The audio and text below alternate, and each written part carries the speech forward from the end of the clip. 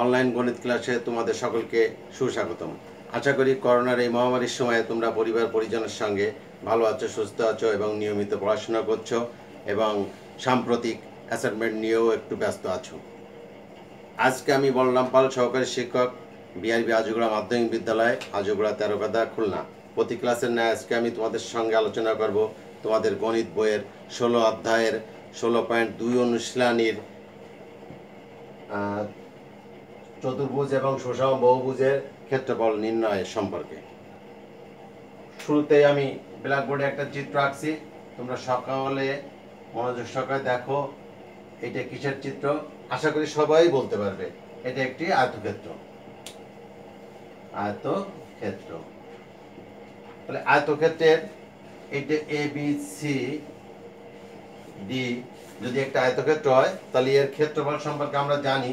এইটাকে যদি এ বাহু ধরি তাহলে এটাও এ বাহু, এটাও, আর এইটাকে বি বাহু ধরলে এটা বি বাহু। তাহলে এর ক্ষেত্রফল সম্পর্কিত আমরা পাবো দৈর্ঘ্য গুণ প্রস্থ। এটা আমরা আগেও জানি, তারপরেও আমি একটু লিখে দেখাচ্ছি। দৈর্ঘ্য গুণ প্রস্থ অর্থাৎ এ বি। আর পরিসীমা পাবো কি? আমরা পরিসীমাও জানি। পরিসীমা জানি কি? 2 ইন্টু দৈর্ঘ্য যোগ পরিসীমা, 2 ইন্টু দৈর্ঘ্য যোগ প্রস্থ। এটা আমরা পরিসীমাও জানি। পাশাপাশি এবার একটু আমরা দেখি, এটা একটা বর্গ। প্রত্যেক বাহুকে যদি আমি এ ধরি তাহলে এ বি সি ডি যদি একটা বর্গক্ষেত্র হয়, আর প্রত্যেক বাহুর মান যদি আমি এ ধরি, তাহলে বর্গের ক্ষেত্রফলের সূত্রটা আমরা কি পাবো? ক্ষেত্রফল সমান সমান পাবো দৈর্ঘ্য গুণ প্রস্থ অর্থাৎ এ গুণে, অর্থাৎ বাহুর স্কয়ার। দেখো, বাহুর স্কয়ার, এ গুণে দৈর্ঘ্য গুণ প্রস্থ, তাহলে বাহুর স্কয়ার। আর পরিসীমায় কি পেতে পারি আমরা? বর্গক্ষেত্রের ক্ষেত্রেও পরিসীমা আমরা কি পেতে পারি? পরিসীমা 2 ইন্টু দৈর্ঘ্য হলো এ, প্রস্থ হলো এ, তাহলে 2 ইন্টু 2a, অর্থাৎ বর্গক্ষেত্রের ক্ষেত্রে পরিসীমা, বর্গক্ষেত্রের ক্ষেত্রে পরিসীমা পাচ্ছি আমরা 4a। এখন আসো আমরা এইসব সূত্রাবলী ব্যবহার করে কিভাবে গাণিতিক সমস্যার আমরা সমাধান করতে পারি। এখন আমরা 16.2 অনুশীলনীর 6 নম্বর অঙ্কটাকে একটু দেখে আসি। অঙ্কটায় কি আছে? একটি আয়তাকার ক্ষেত্রের ক্ষেত্রফল 160 বর্গমিটার। এর দৈর্ঘ্য যদি 6 মিটার কম হয় তবে ক্ষেত্রটি বর্গাকার হয়। আয়তাকার ক্ষেত্রের দৈর্ঘ্য এবং প্রস্থ নির্ণয় করো। তাহলে আমরা সমাধান করে দেখি।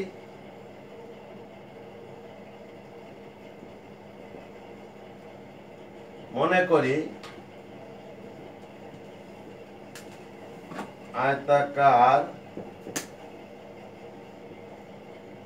ক্ষেত্রটির দৈর্ঘ্য সমান x মিটার এবং প্রস্থ সমান y মিটার।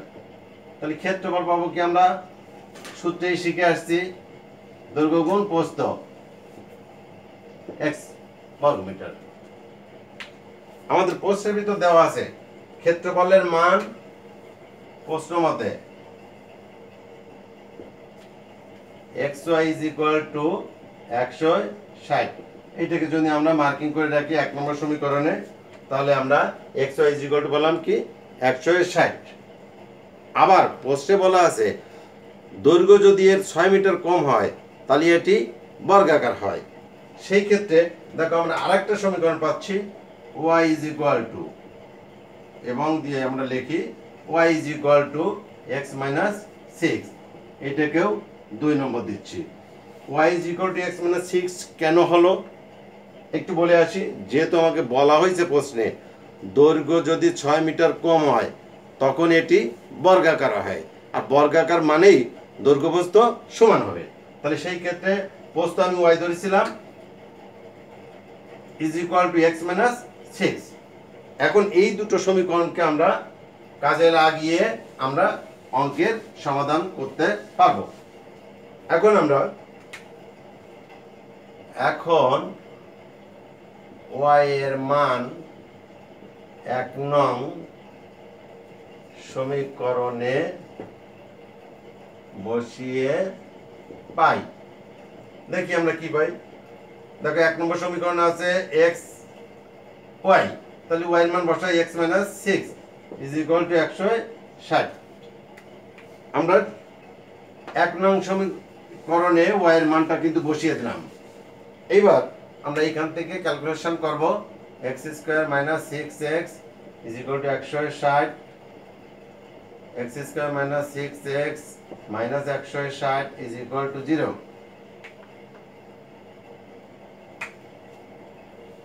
দেখো এবার মিল্টন ব্রেক করব।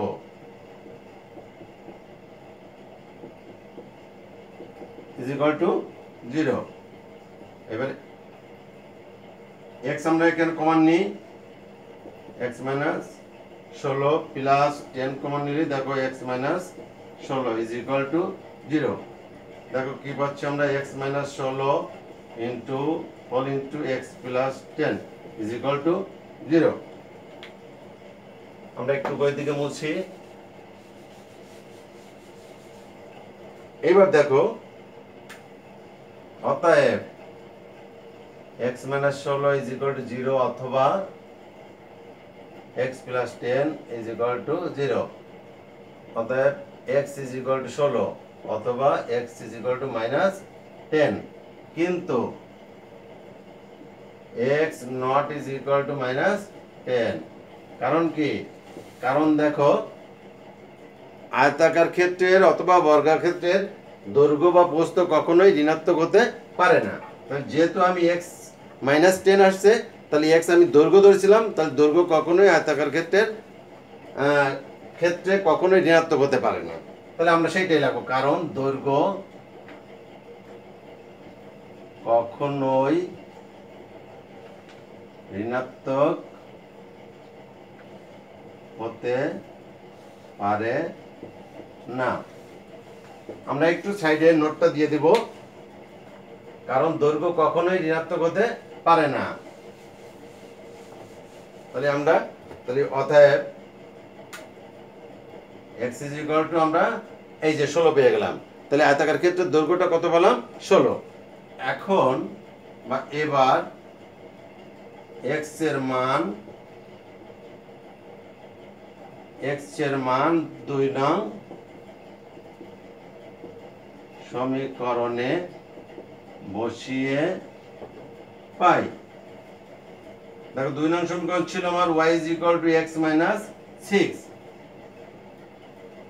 x - 6। তাহলে x এর মান আমরা পাইছি কত? 16 - 6। তাহলে দেখো এখান থেকে আমি অতএব y = পেয়ে গেছি কত? 10। তাহলে আমরা দেখো আয়তাকার ক্ষেত্রে দৈর্ঘ্য পেয়ে গেছি, প্রস্থ পেয়ে গেছি। অতএব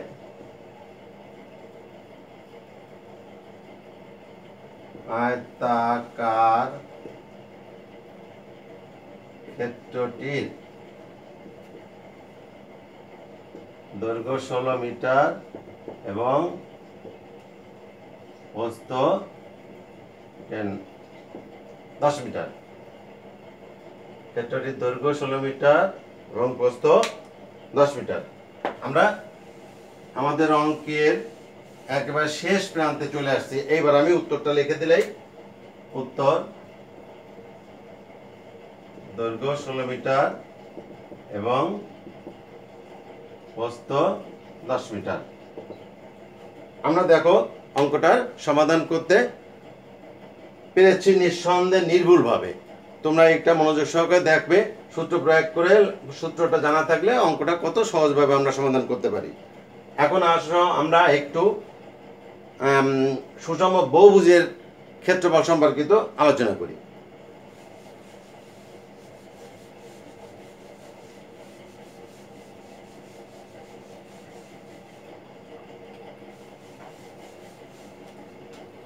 একটি সুষম বহুভুজের সকল বাহু এবং সকল কোণগুলোই সমান। n সংখ্যক বাহু বিশিষ্ট যে কোনো বহুভুজের কেন্দ্র আর শীর্ষবিন্দুগুলো যদি যোগ করা হয় তাহলে সেই ক্ষেত্রে n সংখ্যক সমান ক্ষেত্রফল বিশিষ্ট সমদ্বিবাহু ত্রিভুজ উৎপন্ন হয়। সুতরাং আমরা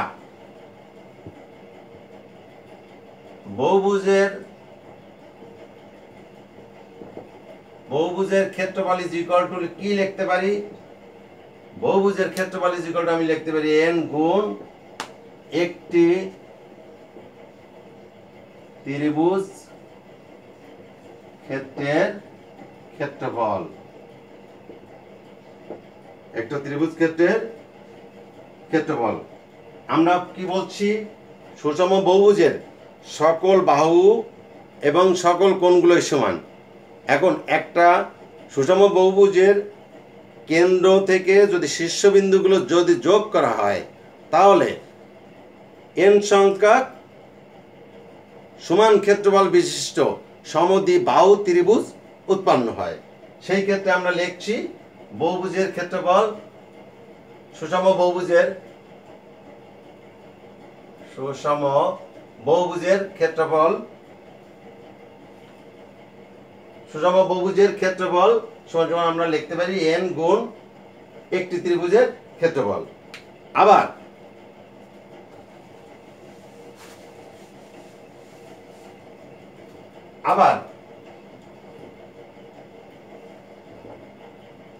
n সংখ্যক বাহু বিশিষ্ট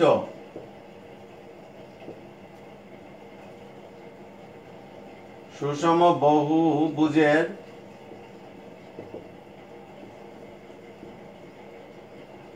ক্ষেত্রফল ইজ ইকুয়াল টু আমরা কি লিখতে পারি?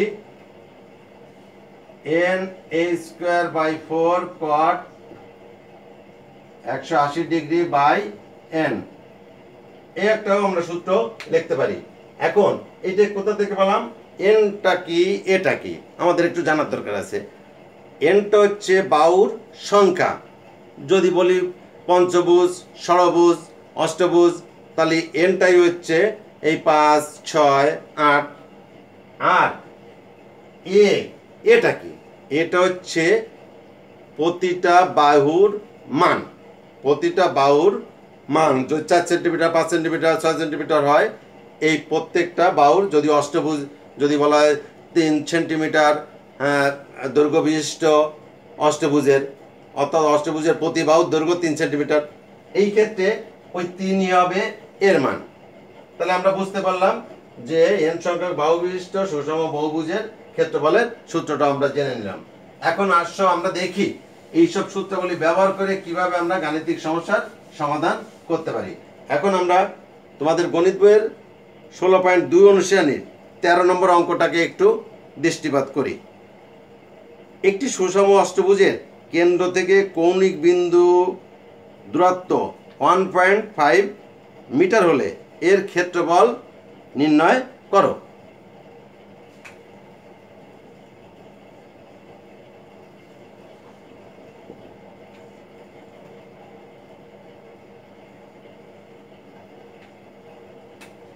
আমরা একটা চিত্র আঁকি।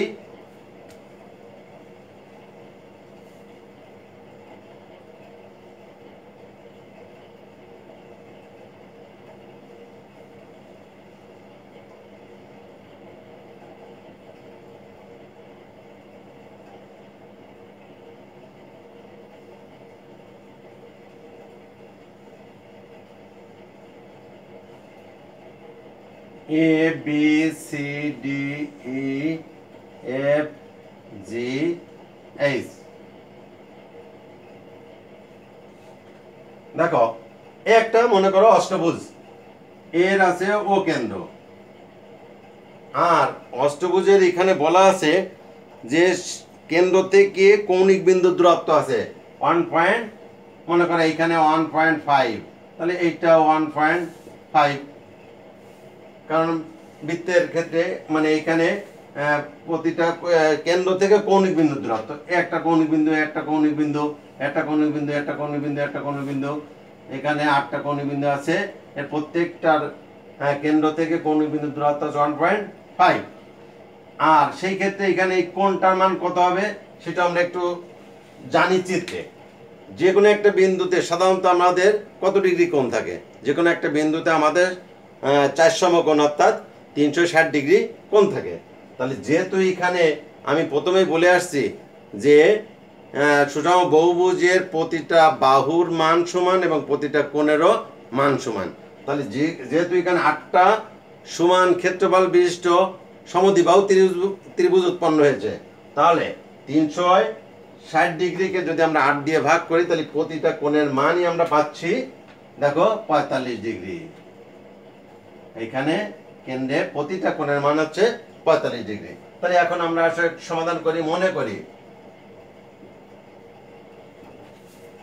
মনে করি A B C D E F G H একটি সুষম বহুভুজ যার কেন্দ্র ও। এখন কেন্দ্র ও থেকে কৌণিক বিন্দু, আমাদের প্রশ্নে বলা আছে কৌণিক বিন্দু দূরত্ব, কেন্দ্র ও থেকে কৌণিক বিন্দু গুলো যোগ করলে 8টি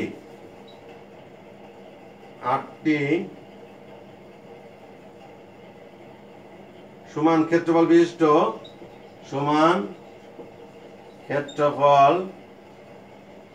বিশিষ্ট ত্রিভুজ উৎপন্ন হয়।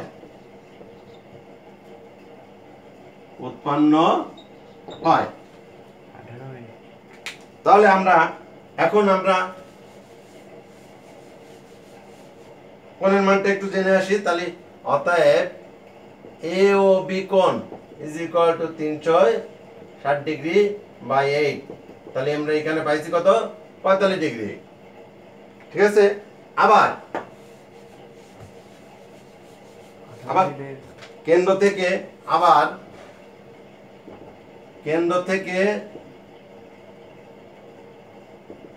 থেকে কৌণিক বিন্দুগুলোর দূরত্ব কত পাইছি? বিন্দুর দূরত্ব পাইছি কত? কৌণিক বিন্দুগুলোর দূরত্ব পাইছি কত? a সমান 1.5 মিটার। 1.5 মিটার। তাহলে আমরা এ ও বি, এখানে আমি বি নিছিলাম, তাহলে আমরা ত্রিভুজ এ ও বি এর ক্ষেত্রফল আমরা কত পাচ্ছি? এর ক্ষেত্রফল পাচ্ছি কত? হাফ ইন্টু এ, আমি এ ধরেছি, ইন্টু এ সাইন 45 ডিগ্রি। এর মানটা আমরা কত পাচ্ছি? 1.5 এর whole square into sine 45 degree মান হলো 1/√2। তাহলে এখানে আমরা কত পাচ্ছি দেখো? 2.25/2√2।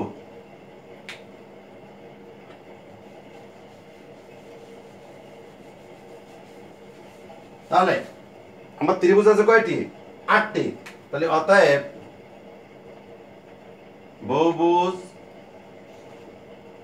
এ B C D E F G H এর ক্ষেত্রফল কত পাচ্ছি? 2.5 আর 2√2 ইন্টু 8। যেহেতু আমার 8টা ত্রিভুজ, এই জন্য একটা ত্রিভুজের ক্ষেত্রফল থেকে আমি 8 দিয়ে গুণ করলে 8টা ত্রিভুজের ক্ষেত্রফল পাবো, আর সেইটাই হচ্ছে ওই বহুভুজটার ক্ষেত্রফল। তাহলে এখানে মানটা কত আসছে একটু আমরা করে আসি। যদি এটা কাটি তাহলে দেখো আসছে কত 4 into 2.2 by root 2 9 by root 2। এখানে যদি আমি ক্যালকুলেশনটা করি তাহলে আমি কত পাচ্ছি দেখো, ক্যালকুলেশনটা করলে আমি পাচ্ছি, ক্যালকুলেটরে আমরা চাপ দিয়ে দেখি কি পাই।